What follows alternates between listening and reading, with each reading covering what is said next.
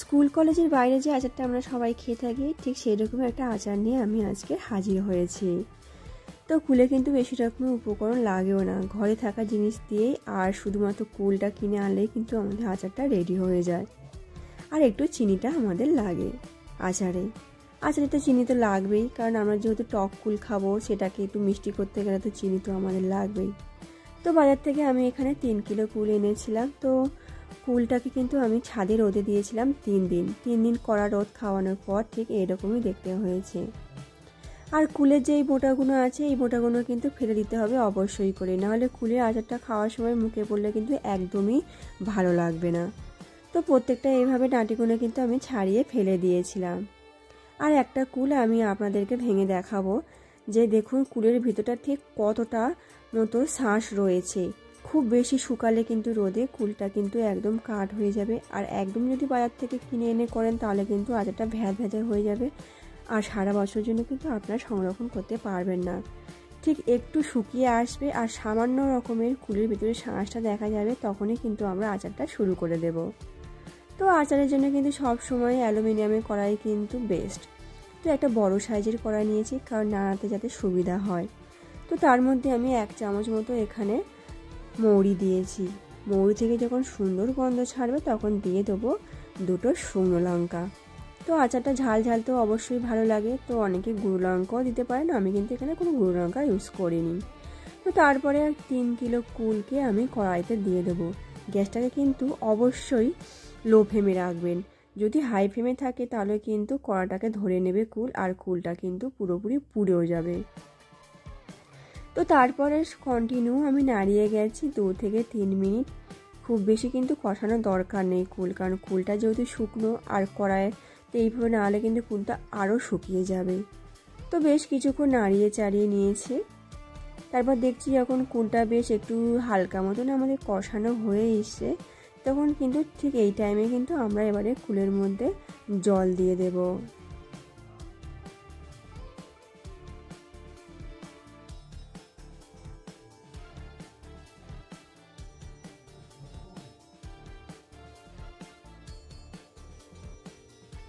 তো তারপরে আমি এখানে বিট লবণ দেবো আর দিয়ে দেবো 1 চামচ হলুদের গুঁড়ো। বিট লবণ দিলে কিন্তু আচারের টেস্টটা কিন্তু আরও বেশি ভালো লাগে, সেটা তো আমরা সবাই জানি।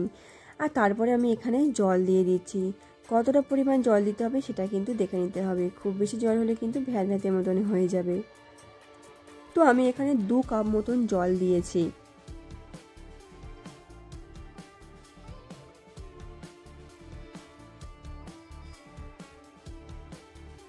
দু কাপ জল দিয়ে কিন্তু ঠিক আমার এতটা মতনই হয়েছে। তো তারপর আমি এটাকে ঢাকা দিয়ে দেবো যাতে কুলগুলো নরম হয়ে আসে, যেহেতু আমরা রোদে শুকিয়েছিলাম কুলগুলো যাতে নরম হয়ে আসে। তো 2 থেকে 3 মিনিট পর ঢাকাটা খুলে কুলগুলো কিন্তু খুন্তি দিয়ে আমি ভালো করে চেপে দিচ্ছিলাম, যাতে প্রত্যেকটা কুল একটু ফেটে আসে আর ওর কুলের ভিতরে যাতে মশলা ঢুকে যেতে পারে। নাহলে কুলের ভিতরে মশলা না ঢুকলে যখন কুলের আচারটা মুখে লাগবে তখন কিন্তু কোনো টেস্টই পাওয়া যাবে না, কারণ কুলের ভিতরে কোনো মশলাই ঢুকবে না। তো সেই জন্য আমরা যতটা পারবো ততটা কিন্তু এইভাবে খুন্তি দিয়ে চেপে দেব। তো যখনই বুঝবো যে আমাদের প্রত্যেকটা কুলকে কিন্তু ফাটানো হয়ে গিয়েছে, তারপরে আমরা অন্য উপকরণ দেওয়া শুরু করব।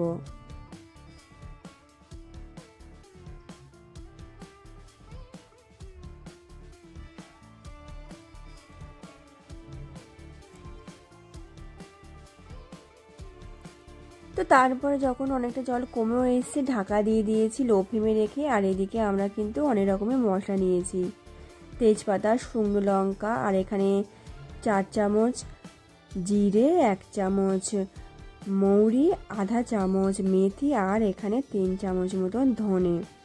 আর গোলমরিচটা অবশ্যই নেবেন, টেস্টটা কিন্তু খুব ভালো আসবে। তো সব রকম মশলাকে লো ফ্লেমে রেখে একটু হালকা ব্রাউন কালার করে ভেজে নিয়েছি। যখন মশলা দিয়ে খুব সুন্দর ভাজা মশলার একটা সেন্ট বেরোবে তখন কিন্তু আমরা গ্যাসটাকে অফ করে দেব। তো তারপর এদিকে আমাদের পুরোপুরি জলটাও পুরো শুকিয়ে এসেছে, এবারে কিন্তু একদম লো ফ্লেমে করে দিয়েছি, নাহলে কিন্তু কুলটা এবারে পুড়ে যেতে পারে। ঠিক এই সময়ে আমরা দিয়ে দেব চিনি। আমার এখানে 3 কিলো কুলেতে আমার কিন্তু পুরোপুরি 1.5 কিলো চিনি আমি এখানে দিয়েছি। হালকা টকটকেই কিন্তু বেশি ভালো লাগে কুলের আচার। খুব বেশি মিষ্টি হলে কিন্তু তাহলে কিন্তু আচারে যেন স্বাদটা পাওয়াই যায় না। তো 1.5 কিলো চিনি দেওয়ার পরে কিন্তু আমার টেস্টটা কিন্তু একদমই বেস্ট এসেছিলো, যেরকমটা আমরা চেয়েছিলাম। তো তারপরে এখানে আমি কন্টিনিউ নাড়াতে থাকবো গ্যাসটাকে লো ফ্লেমে রেখে। একেবারে সব চিনি দিয়ে দেওয়ার দরকার নেই, আমি কিন্তু নাড়িয়ে চাড়িয়ে চিনিগুলো যাতে গলে গিয়েছে তারপরেই কিন্তু আমি বাকি চিনি দিয়েছি, নাহলে একেবারে দিলে অনেকটাই কিন্তু জল উঠে আসবে, সেজন্য থেকে থেকে কিছুটা চিনি গলে যাওয়ার পর কিন্তু বাকি চিনি দিতে হয়। তো এটা 3 কিলো যেহেতু কুল, আমরা তো এখানে 1 মাস বা 1.5 মাসে খেতে পারবো না, তো সেই জন্য এখানে কিন্তু আমরা 2 থেকে 3 চামচ ভিনিগার অবশ্যই দেবো, যদি এটা আমরা সারা বছর সংরক্ষণ করে রাখতে চাই। আর আপনারা যদি 1 থেকে 1.5 মাসের জন্য কুলের আচারটা খেয়ে নিতে পারেন, তাহলে কিন্তু ভিনিগার দেওয়ার কোনো রকমই দরকার নেই। তো ততক্ষণে আমাদের মশলাটা কিন্তু ভাজাও হয়ে গিয়েছে, তো এটাকে সিলে বাটিয়ে নিতে পারেন। আমি এখানে মিক্সার গ্রাইন্ডারে ভালো করে পেস্ট করে নিয়েছি, পুরো মিহি পেস্টই এখানে করেছি। আর দোকানের মতো যদি টেস্ট করতে চান তাহলে কিন্তু অবশ্যই করে 2 থেকে 3 কোয়া মতো তেঁতুল কিন্তু জলে ভালো করে মিশিয়ে নিয়ে সেই জলটা দিতে পারেন, তাহলে কিন্তু এর টেস্টটা কিন্তু আরও অসাধারণ লাগে। বাড়িতে একবার এইভাবে ট্রাই করে দেবেন, আশা করি আপনাদের কিন্তু মুখে লেগে থাকার মতন একটি রেসিপি হয়ে যাবে। তো তারপর কন্টিনিউ নাড়িয়ে গেছি, নাড়ানোর পরে কিন্তু আমাদের কিন্তু ঠিক এই মুহূর্তে দিয়ে দিতে হবে মশলা গুঁড়ো। খুব বেশি দিলে কিন্তু হালকা তিতো ভাব চলে আসবে, সেজন্য আমি এখানে খুব বেশি কিন্তু মশলা দিইনি। তো এখানে আমি 4 চামচ মতন এখানে মশলা দিয়েছি।